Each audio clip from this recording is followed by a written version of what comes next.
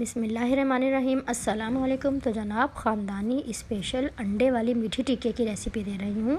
2 cup मैदे से मैं आपको ये रेसिपी दे रही हूँ। आप चाहे तो क्वांटिटी इसकी बढ़ा भी सकते हैं।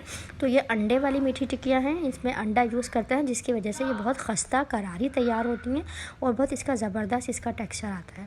तो अब रेसिपी शुरू करते हैं आपकी खस्ता और क्रिस्पी मीठी टिक्कियाँ बनाने के लिए। देखें यहाँ पर सबसे पहले हम देखें इलायची को पाउडर बनाएंगे ना, तो चीनी के साथ ही हम इलायची को पीस लेंगे। यहाँ पर तकरीबन 1 कप चीनी आपने लेनी है। मैंने थोड़ी सी कम चीनी ली है, मेरी चीनी थोड़ी मीठी है, आप इसको 1 कप तक ले सकते हैं। तो मैंने यहाँ पर 3/4 कप चीनी ली है और आपसे कहूँगी कि आप 1 कप चीनी लीजिएगा इसमें, और 8 मैंने डाली है छोटी इलायचियाँ। तो 2 कप मैदे में 1 कप चीनी, 8 छोटी इलायचियों का रेशो है। ये देखें चीनी को मैंने पीस लिया है और हमारी इलायचियाँ भी कितनी ज़बरदस्त इसके साथ फ़ाइन हो गई हैं। तो ये देखें मैं आपको दिखा दूँ, 1 कप चीनी मैंने ली थी और यहाँ पर ये पीसने के बाद इलायचियाँ इसकी हो गई हैं बारीक। तो इसको हम एक बॉल में ट्रांसफ़र कर लेंगे और थोड़ा सा दूध के साथ हम इसका थोड़ा सा लिक्विड सा बना लेंगे। देखें तकरीबन 1/4 के करीब आपने इसमें दूध डाल देना है। तो दूध की क्वांटिटी आपने इसलिए कम रखनी है क्योंकि हम अंडा भी डालेंगे अपने मैदे में। तो ये आपने ख़्याल रखना है कि दूध आपने हल्के हाथ से ही डालना है। 1/4 कप से थोड़ा सा ही आप ज़्यादा कर सकते हैं, बट ज़्यादा दूध में आप इस चीनी को डिज़ोल्व नहीं करेंगे। कम से कम दूध में आपने चीनी को डिज़ोल्व करना है। यहाँ पर देखें 2 कप मैदे के हिसाब से मैं आपको रेशो दे रही हूँ। आधा कप मैं इसमें डालूँगी सूजी, 1 अंडा हम यूज़ करेंगे, और यहाँ पर देखें तिल और खोपरा है पिसा हुआ। तो 1/4 कप मैंने तिल लिए हैं, तकरीबन 5 से 6 टेबल स्पून आप डाल सकते हैं। और इसके अलावा देखें ये पिसा हुआ खोपरा है, ये आपने डालना है। 1/3 कप मैंने ये लिया है, तो तकरीबन आधा कप 1/3 कप तक आप ये डाल सकते हैं पिसा हुआ खोपरा।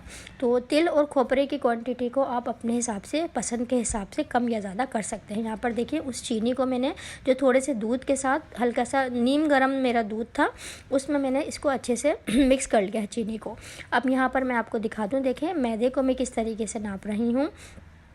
इसमें देखें 1 कप मैंने लिया है, हल्का सा मैंने टैप कर लिया है, ये लेवल हमारा हो गया 1 कप मैदा। और इसी तरीके से मैं दूसरा कप भी ले रही हूँ और ये मैदा मेरा छना हुआ मैदा है। इस तरीके से हमने दूसरा कप भी ले लिया, तो हल्का सा टैप कर लेंगे और ये हमारा लेवल हमने करके ले लिया है। तो यहाँ पर दिखा दें, मैं आपको घी दिखा दूँ। देखिए जमा हुआ घी, जो दानेदार घी होता है ना, जो हमारी बर्नी के नीचे रह जाता है, उसको मैं हल्का सा, देखिए इतना गाढ़ा तो हम नहीं डालेंगे, उसको मैं हल्का सा लिक्विड, मतलब हल्का सा पिघला लूँगी, बिल्कुल हल्की सी आँच पर। यहाँ पर वो अज्जा मैं आपको दिखा दूँ। 2 कप मैदे में हमने आधा कप सूजी डाली, तिल डाले हैं जो मैंने आपको दिखाए थे, और 1/3 कप जो पिसा हुआ खोपरा था वो हमने डाल दिया है। इन सबको मिक्स करेंगे। घी को मैंने हल्का सा सेमी लिक्विड में कर लूँगी। उसके पहले हम ज़रा जगह बना लेते हैं अपने मैदे में। तो यहाँ पर देखिए मैं आपको घी दिखाती हूँ, जो बिल्कुल दानेदार नीचे जो बर्नी में हमारे घी जम जाता है ना, वो वाला घी था। इसको देखिए मैंने हल्का सा ही हीट दिया है, बहुत ज़्यादा पिघलाना नहीं है आपने। और इस तरीके से मैं देखिए आधा कप में डालूँगी पूरा। तो अगर आप दानेदार नीचे जमा हुआ वाला जो घी होता है ना, दानेदार घी आप लेते हैं तो उससे बहुत खस्ता बनती है, और ये पूरा आधा कप है मेरा। तो आधा कप हमने सेमी लिक्विड हमने कर लिया था वो दानेदार घी को, और वो हमने नाप कर आधा कप डाला है। इस तरह हमने 1 अंडा भी देखें फेंट कर मैंने डाल दिया है, साबुत इस तरह नहीं डालना, फेंट कर आपने अंडा डालना है। तो अब तमाम चीज़ों की मिक्सिंग करेंगे। अंडा, घी, आधा कप मैंने घी लिया था, एक दफ़ा और बता दूं, और बहुत ज़्यादा पिघलाना नहीं है, घी को हल्का सा सेमी लिक्विड करना है, क्योंकि हमारा दानेदार, हमें जो नीचे वाला हमारा बर्नी में होता है वो घी लेना था। तमाम चीज़ों को मिक्स करेंगे, अच्छे से लमसी कर लेंगे। और देखें चीनी और जो उसका घोल है ना, ये देखिए मैंने आपको इसीलिए कहा था ना कि आपने, अंडा हमारा छोटा बड़ा हो सकता है, तो हो सकता है कि हमें इस चीज़ का ख्याल रखना है कि हमें दूध कम से कम ही डालना है अपनी चीनी में। और एक ऑप्शन मैं आपको ये दूंगी कि आप चाहें तो पूरी चीनी भी मैदे में ऐड कर सकते हैं और ऊपर से आप नीम गर्म दूध से इस आटे को, डो को गूंद सकते हैं। देखें ये कितना अच्छा सा अच्छी तरह से मिक्स हो गया है। आप इस कंडीशन में थोड़ी देर छोड़ भी सकते हैं, ताकि जो हमारा खोपरा और तिल है वो भी अच्छे से सोक कर लें, जो अंडा, घी और जो हमने इसमें तमाम चीज़ों को देखें कितनी अच्छी कंडीशन में आ गया है। अब देखें अंडा मेरा फुल साइज़ का बड़ा था, तो मुझे थोड़ा सा ज़रूरत होगी कि मैं ऊपर से मैदे को इस पर स्प्रिंकल कर लूँ। तकरीबन 1/4 कप के करीब ही थोड़ा सा मुझे नीड हो रही है, तो मैं इसमें मैदे को ऐड कर लूँगी। हो सकता है कि आपको ज़रूरत ना हो, क्योंकि सम टाइम मैदा ज़्यादा सोक करता है दूध को, लिक्विड को, और सम टाइम कोई मैदा ऐसा होता है जो बिल्कुल कम सोक करता है। तो यहाँ पर देखें बिल्कुल हल्का सा ही मैंने मुझे नीड हुई ज़रा सी छिड़कने की मैदे को, तो इस तरीके से मैंने इसको, देखें कितना अच्छा सा सॉफ्ट हमारा आटा गूंद गया है। और इन घी का मैं आपको बताऊं, दानेदार घी आप लेते हैं ना तो बहुत खस्ता तैयार होती हैं, और ऑयली तो बिल्कुल ही नहीं होंगी, क्योंकि दानेदार घी की आपने जो मेजरमेंट्स है ना जो मैंने आपको बताई हैं, आधा कप ही रखना है और सेमी लिक्विड करके डालना है। गाढ़ा गाढ़ा दानेदार घी आपने इस तरीके से नाप के नहीं डालना है, उसको सेमी लिक्विड कर लेना है, थोड़ा सा हल्का सा, बिल्कुल कि वो बहने वाली कंडीशन में आ जाए बिल्कुल। तो यहाँ पर देखें आपको सारी मेजरमेंट्स के साथ यहाँ पर हमने आटा गूंद कर इसको आधे घंटे के लिए 15-20 मिनट के लिए एटलीस्ट हम इसको रखेंगे। यहाँ पर मैं दिखा दूँ, देखिए अच्छे फ्लेवर के लिए हम इसको फ्राई करने जा रहे हैं। तो यहाँ पर मैंने तकरीबन थोड़ा सा मैंने घी भी यूज़ किया है और थोड़ा मैंने ऑयल यूज़ किया है, तो आधा घी और आधा ऑयल आप यूज़ कर सकती हैं, और आप चाहें तो ऑयल में भी इसको फ्राई कर सकते हैं। तो मैंने अच्छे से फ्लेवर के लिए थोड़ा मैंने यहाँ पर ऑयल के साथ घी भी यूज़ किया है। तो अब फ्राइंग करने का टाइम आ गया है। यहाँ पर हमने देखें 20 मिनट हो गए हैं, इसको मैंने रेस्ट दिए हुए। यहाँ पर मैं इसको थोड़ा सा और टाइट कर लूँगी और इसको 2 हिस्सों में हम तकसीम कर लेंगे। तो इस तरीके से पहला हम जो हमने पेड़ा बनाया है इसको हम टाइट कर लेंगे और फिर अब इसको बेलना शुरू करेंगे। तो देखें थिकनेस आपने बहुत पतली नहीं रखनी है, वरना बहुत ज़्यादा कड़क हो जाती हैं।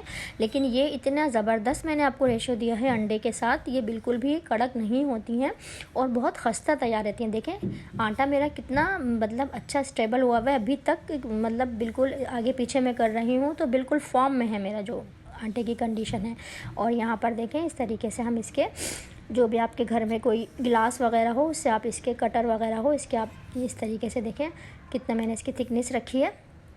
तो आप देख सकते हैं यहाँ पर हम तमाम को तैयार करके एक ट्रे में हम हल्का से ग्रीस कर लेंगे। कोई भी ट्रे में आप ग्रीस करके पहले सारे काट के रख लें और फिर इस तरीके से हम इसको फ्राई करेंगे। देखिए शुरू में आपने हल्की आंच पे ही रखना है, बिल्कुल जब ये जान में आ जाएंगी ना तकरीबन 2 मिनट तक, तो आपने बिल्कुल नहीं छेड़ना है और हल्की आंच पे ही रखना है। अगर आप तेज़ ऑयल में डालते हैं तो ये अंदर से कच्चे रह जाते हैं, जिससे देखें तमाम रेसिपी आपकी ख़राब हो सकती है। यहाँ पर देखें, आप देख रहे हैं झाग किस तरीके से आया हुआ है, ये सब अंडों का झाग है। बहुत फ्लेवरफुल तैयार होते हैं, क्रिस्पी और खस्ता तैयार होते हैं जब आप इसमें दानेदार घी को मेल्ट करके डालते हैं, तो उससे भी ये काफ़ी खस्ता होते हैं, बिल्कुल भी कड़क नहीं होते, पापड़ जैसे बिल्कुल नहीं लगते हैं, बहुत अच्छे सॉफ्ट और खस्ता तैयार होते हैं। और इसमें जो हमने अंडा डाला है उसकी वजह से ये बहुत क्रिस्पी तैयार होते हैं। तो देखें इसको हमें इस तरीके से तकरीबन जब ये थोड़े जान में आ गए हैं तो 2 मिनट तकरीबन गुजरे हैं, 2 से 3 मिनट बाद मैंने इसको इस तरीके से टर्न कर लिया है। और अब ये देखें, जब आप देखें ना कि थोड़े से ये जान में आ गए हैं, थोड़े से सख्त से मतलब अपने फॉर्म में आ गए हैं, फिर आप चूल्हे की आंच को थोड़ा सा बढ़ा सकती हैं, लेकिन अभी ये मीडियम पर ही हैं।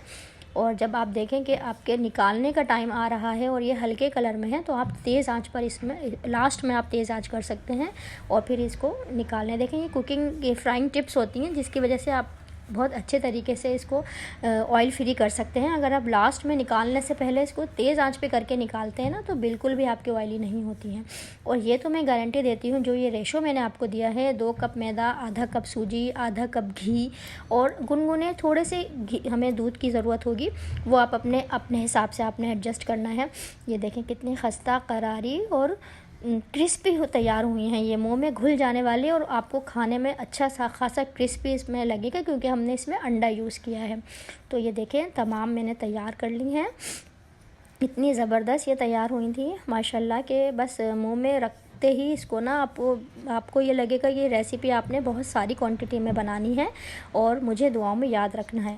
तो सो व्यूवर्स, अगर आपने अभी तक मेरे चैनल को सब्सक्राइब नहीं किया है तो प्लीज़ सब्सक्राइब माय चैनल, क्योंकि मेरे चैनल से मिलने वाली हैं आपको ऐसी शानदार रेसिपीज़ जिन्हें आप अपने किचन में ज़रूर बनाना पसंद करेंगे। तो वीडियो अच्छी लग रही है लाइक करना है और मेरी वीडियोज़ को अपने फैमिली एंड फ्रेंड्स में शेयर भी करना है। ये ज़बरदस्त, ये अमेजिंग सी अंडों वाली मीठी टिकिया की रेसिपी आपने ट्राई ज़रूर करनी है। अब इजाज़त दें, अल्लाह हाफिज़।